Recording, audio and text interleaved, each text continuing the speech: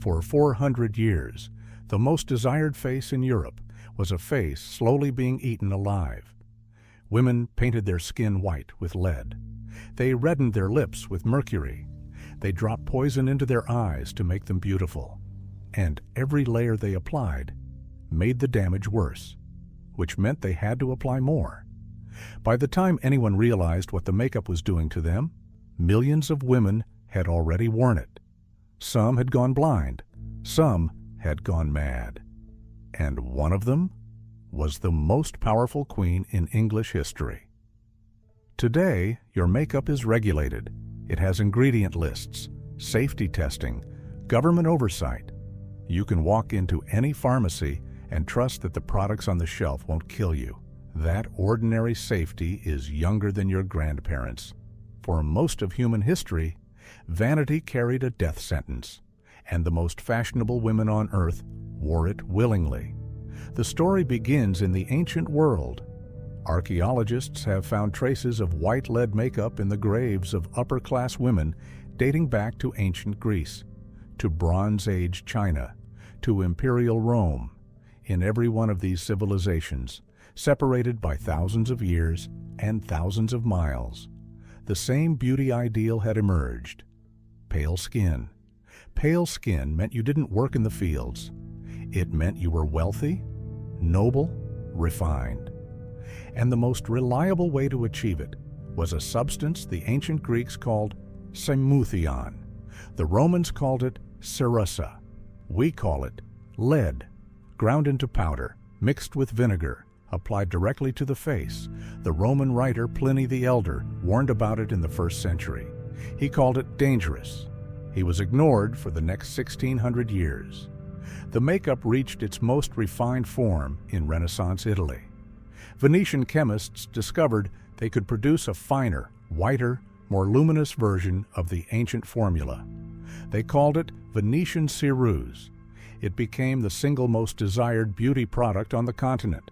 Wealthy women across Europe paid extraordinary prices to import it. The Spanish court used it, the French court used it, and then it crossed the English Channel. The most famous user was Queen Elizabeth I. When she was 29 years old, she nearly died of smallpox. She survived, but the disease left her face badly scarred. For a young queen whose entire authority depended on appearing untouchable, scars were a political problem. So she began to cover them. She powdered her face and neck with Venetian ceruse. She reddened her lips with cinnabar, a mineral made of mercury. She dyed her hair with mercury-based tints. She applied the makeup in thick layers, and she left it on her face for a week at a time.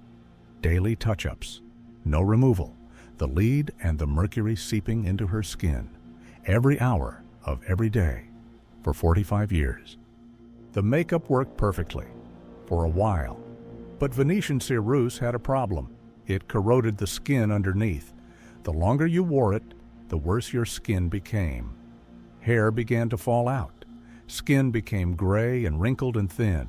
So Elizabeth applied more makeup to cover the damage from the previous makeup, which caused more damage, which required even more makeup to cover. She was trapped in a chemical loop with no exit. And as the lead and mercury entered her bloodstream, her mind began to follow her face. The symptoms were documented. She became irritable, forgetful, suspicious of her own court. Mercury poisoning causes precisely these effects. Her hair fell out so badly that she began wearing wigs. The wigs were dyed red with more mercury. To remove the makeup at the end of each week, she used a cleanser made of mercury, eggshells, and alum. The cleanser ate away her skin, which meant the next layer of makeup had to be thicker. By the end of her life, she was reportedly wearing makeup more than an inch thick on her face. She died in 1603. She was 69 years old. The official cause of death was never recorded clearly, but it took 31 more years before Venetian ceruse was finally classified as a poison. What I'm about to tell you next is how the same makeup kept killing women for another 300 years, after everyone knew what it did. If you appreciate these deep dives into the forgotten history that shaped our world, take a second to hit subscribe. It helps bring more of these stories to light. After Elizabeth's death, the makeup didn't disappear. It became more popular. Across the 17th and 18th centuries, every fashionable woman in Europe wore Venetian ceruse. The death of the most powerful queen on the continent did not slow the industry by a single day. In London in 1760, a famous socialite named Maria Coventry died at the age of 27. She had spent years applying white lead makeup to maintain her famous porcelain complexion. She had been warned repeatedly. Her husband begged her to stop. She did not. When she died, her doctors blamed the makeup directly. Her death was reported in newspapers across the country, and still, the makeup kept selling. But white skin was only part of the cosmetic ritual. In the same period, women were dropping poison directly into their eyes. The substance was extract of deadly nightshade, a plant so toxic that 2 of its berries can kill a child. In Italy, women had discovered that a few drops in the eye caused the pupils to dilate dramatically. Large pupils make the eyes look bigger. Bigger eyes were considered more attractive. They called the substance belladonna. In Italian, beautiful woman. It was applied generation after generation. It worked, it made eyes look bigger, and it also caused gradual, irreversible blindness. The damage built up slowly, over years. Many women lost their sight in middle age and never connected it to the drops they had been using since they were 16. By the Victorian era, the dangerous cosmetics had multiplied. Arsenic complexion wafers were sold over the counter. Women ate small doses of arsenic to whiten their skin from the inside. Mercury-based skin creams promised to remove freckles. Lead-based hair tonics promised to restore color. Each product fashionable, each product expensive, each product slowly destroying the user. The Victorian medical journals were full of warnings. Doctors documented case after case of women presenting with strange symptoms: hair loss, tremors, memory problems, skin damage, blindness. The doctors knew what was causing it. The women knew what was causing it. But beauty was a kind of social currency, and the cost of opting out was higher than the cost of slowly dying. By the 1930s, the cosmetics industry had become enormous. Mass production, national advertising, new chemicals, new promises. And one product in particular crossed every line the industry had managed to keep so far. It was a depilatory cream called corroded. It was sold across America in the early 1930s for $10 a jar, the equivalent of about $230 today. It promised to remove unwanted hair permanently. It worked. It also contained thallium acetate. Thallium is a rat poison. Women who used corroded lost their hair, lost the use of their hands, developed paralysis. Some never walked again. The company knew what was in the product. They sold it for years before public pressure forced it off the market. But corroded was about to be overshadowed by the worst cosmetic disaster of the 20th century. In May 1933, a woman named Hazel Musser walked into a beauty salon in Ohio. She was about to attend a banquet that evening. She had spent the year organizing it for her local parents' association. She wanted her eyelashes darkened to match her hair. The product the salon used was called Lash Lure. It was an aniline dye, a coal tar chemical called paraphenylenediamine. It promised permanently darkened lashes and brows. Like corroded, it worked. The dye was applied to her lashes and brows. She left the salon and went home to prepare for the banquet. Within hours, her face began to swell. By morning, she could not open her eyes. By the time doctors examined her, ulcers had eaten through her eyelids. She was permanently, totally blind. Hazel Musser was not alone. Across the United States, more than a dozen women had been blinded by Lash Lure. One died.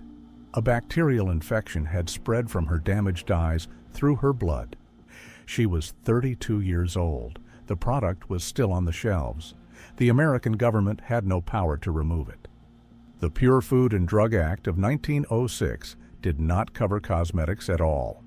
A makeup company could put anything in a bottle and sell it without testing, without warning, without consequence. The Food and Drug Administration knew this. They had been trying to change the law for years. They had been ignored for years, until they did something unusual. They built an exhibit. In 1933, the same year Hazel Musser went blind, the FDA opened a public display at the Chicago World's Fair. They called it the American Chamber of Horrors. It contained around 100 products that the FDA wanted to remove from the market, but legally could not. At the center of the exhibit were photographs of Hazel Musser, before Lash Lure, after Lash Lure. The before photo showed a young woman with bright eyes and a confident smile. The after photo showed scarred, blinded sockets where her eyes had been. Beneath the photos, the FDA had placed a single sentence: "Cosmetics are not subject to the present law."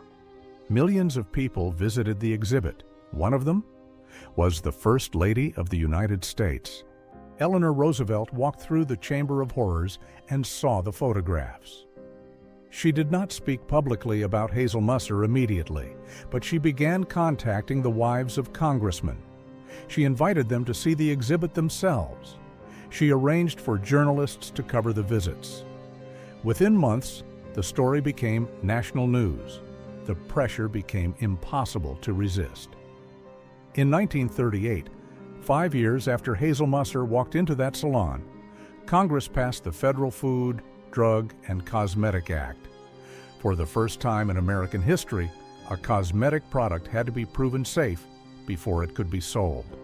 The very first product banned under the new law was Lash Lure. It was pulled from every shelf in the country. The bottles were destroyed, but the women who had used it were already blind. Today, you can pick up a lipstick at any drugstore without thinking about it. The color is safe, the texture is tested, the ingredients are listed. The system is so reliable that millions of people use it every single day, without ever wondering what's in it. That ordinary safety did not appear because companies suddenly became kind. It appeared because women were poisoned, blinded, and killed badly enough, and publicly enough, that the law was forced to change. Behind every safe product on a drugstore shelf today is a name: Hazel Musser, Maria Coventry, the unnamed Roman women, the Bronze Age noblewomen, the hundreds of forgotten faces who paid for your makeup with theirs. The most dangerous thing in history was not always a weapon. Sometimes it was the powder on a woman's face, the lipstick made of mercury, the drop in her eye that made her beautiful, the product on her shelf that promised her something simple and reasonable: to be admired, to be considered worthy, to be allowed to exist as a woman in a world that demanded a face she could not naturally produce. For 400 years, the beauty standard was a death sentence, and the women who wore it were told they had a choice. If you want to see what else we take for granted that used to be deadly, subscribe, because the next one is going to surprise you.